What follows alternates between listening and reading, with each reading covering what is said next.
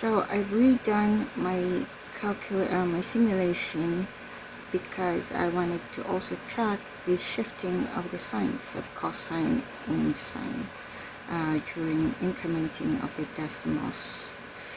So I'm still at whole number 9 and t and the 7th sigma. So that totals to 1052 boxes, and then I stopped, and then I decided to create another workbook that tries to analyze the text, the resulting text.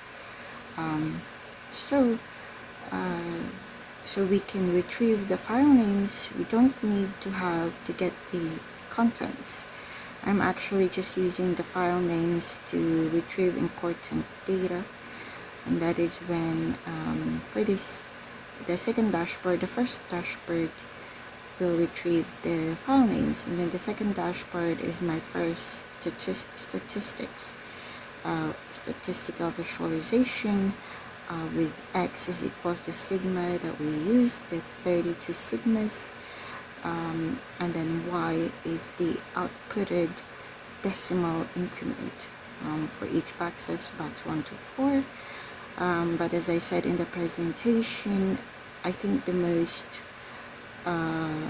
meaningful is only in box 1, because it's not normally done that we like increment by position.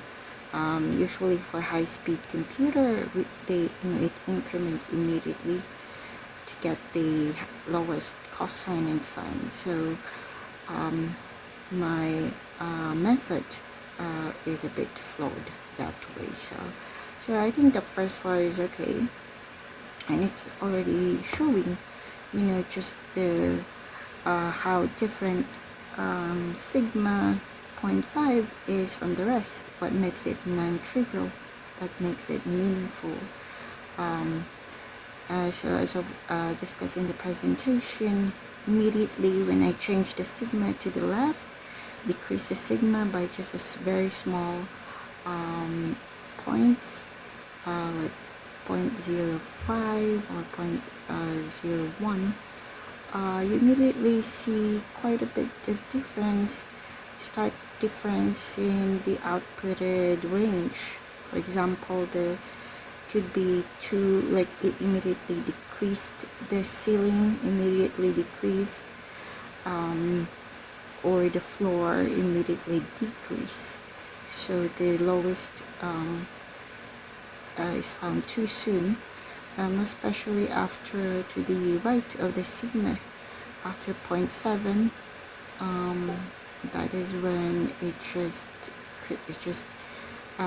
there's almost no oscillation. It's just getting the outputted decimal just keeps getting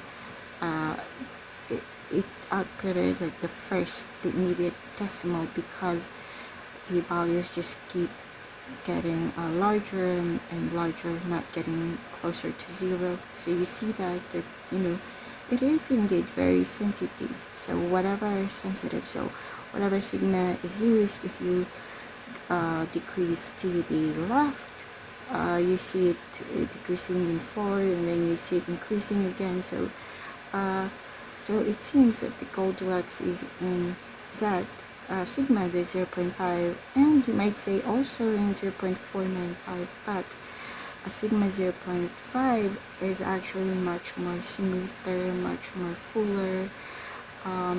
It's more concentrated, just right there in just a few range. So it has a much better oscillatory movement. So it's about the oscillations, the smoothness, and 0.5 does have that. If you look at the data, we are seeing just how sensitive it is to the sigma used. So what happens if the floor is much lower, it immediately found the cosine and the sine getting smaller early on,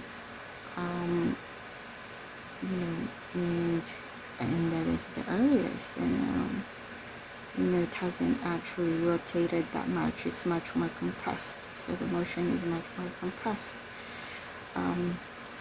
So like I said, it's these t whole values, the t's, there are so many whole number t's. So you can find the zeta function in their infinite zeta function. It is the decimal that is the most important, and it is here showing, although it's only the first four decimals, it is showing, quite just how important the sigma is, and how that really affects the cosine and the sine outputs, and enhance the oscillations.